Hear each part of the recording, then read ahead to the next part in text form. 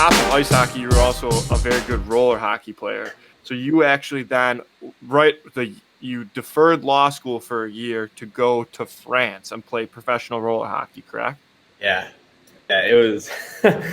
you know, I didn't think I was gonna. I first got to Buffalo, I was a freshman, and I didn't know anybody, and I was like, okay, well, at this point, I guess I'm hanging up my roller hockey year because I didn't think anybody was playing roller hockey in Buffalo.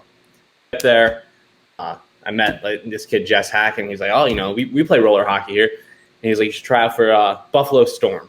And it was this team that played in the Great Lakes Inline Hockey League. So after race ended, tried out for Buffalo Storm, and made it. The coach was good, and I thought I was really good, coming in, going in there, because I had played my entire life. I started playing outdoor roller hockey probably when I was 4 or 5, the same time I started playing ice hockey.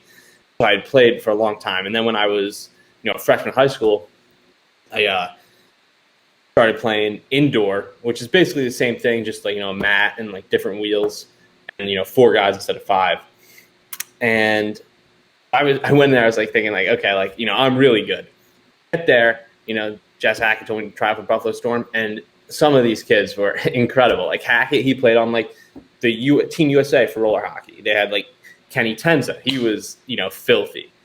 Andy Ferrantino, Mike Hell, the team was good, and we played really good competition. It was Buffalo, and then the other 4 teams were from Canada. And so it was just really, really incredible, and I got to play with them. And then Hackett, after he graduated, he got set up with a team in France. I was like, dude, that's awesome. So on the weekends, he'd be sending us Snapchats of the stuff he was doing over there. And I was like, dude, after I graduate, hook me up with somebody. So he hooked me up with somebody. I was talking to this guy for a while. He's like, yeah, we're looking for players. And I was like, okay, well, I definitely want to come. And I have a buddy from New Jersey who had played with my entire life, and he was very good as well. He's a pure goal scorer too. Not great defensively, but he can score goals, just at will. So I tell him this, and we send him what we've done, where we played in roller hockey and all that. He's like, all right, come on out here, you're gonna play here. And we were like, okay. So that summer we got all our stuff, ready, our passports, packing up. We're going to go live in France, basically for a year.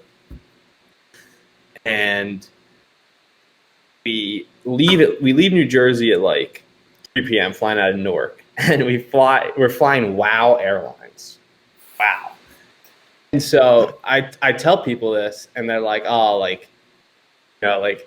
that's a terrible airline. They're like, wow, I can't believe it's not going down,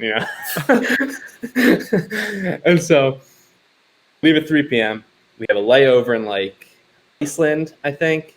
And then we get to Charles de Gaulle in Paris at 7 in the morning the next day.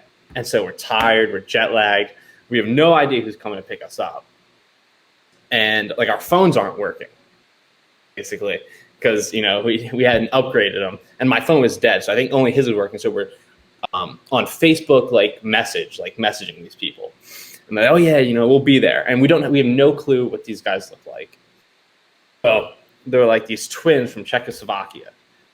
They pick us up, we get in the car, and it's a 3-hour ride from Paris to Vierzon, where we were living. And we get there, they show us the rink, we get all our equipment in there, and they're like, oh yeah, by the way, we have practice tonight. And they're like, all right, we haven't eaten in 18 hours. We're hungry, we are jet lagged, we are tired. Yeah, we got practice in a couple hours. All right, we try and nap for a little bit, but being jet lagged, time difference is all messed up. And so we get there for the first practice. None of these guys in the locker room are speaking English. Obviously. And we're just so out of it. You got the guys from Czech Republic, they're speaking Czech. You got the guys from France, they're speaking French. And me and my buddy were just looking at each other wow, this is wild. And so get out there. It's a tough skate. Tough skate. It's a bagger, and it's hot.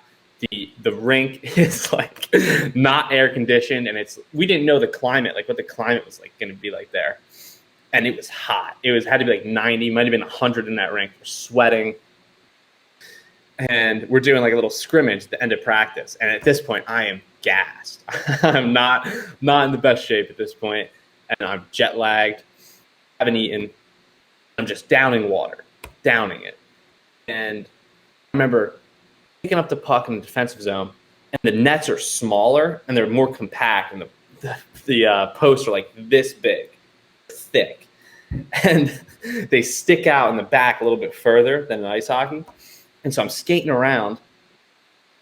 I pick up the puck. I'm going like full speed, and I hit my rib right on the side of the crossbar. I don't know if you've ever seen this scene from was it Semi-Pro, where they're like, "Oh, you got punched in the jejunum or whatever." It felt like I got punched right in the jejunum. I was like, went right down. I was like, "I'll be right back." Like, where's the bathroom in this place? Had to throw up, all water. It was disgusting. Hurt so bad. So that was the first. That was my first practice. Yeah, welcome to France. These guys were like, "Oh, what's wrong with this kid?" Oh man, that was tough. And then, like I was telling you about the climate. It was so hot there, like for like the first couple weeks, and then from like 90 degrees, the very next week was like 20, and it snowed. And I was like, it's snowing like in October here, and it probably hasn't even snowed yet in Buffalo. We were out of it. The time difference was killing us. Everything was different there. It was a fun experience. Yeah, I mean, I've heard stories from people from both aspects, like people I've talked to, and just you hear them through, other like outlets of people who go away and for sports or whatever, and pretty much just like pick up and change their whole lifestyle overnight, and all of a sudden they find themselves in this area that they're so unfamiliar with, and I knew that, but I know Andy didn't know that, so I don't know if Andy's got anything. We've established that I did zero research, so I'm sitting here shocked the whole time, like, fuck, I wish I had looked something up about this, because that sounds really fucking cool, though. Man. Yeah. What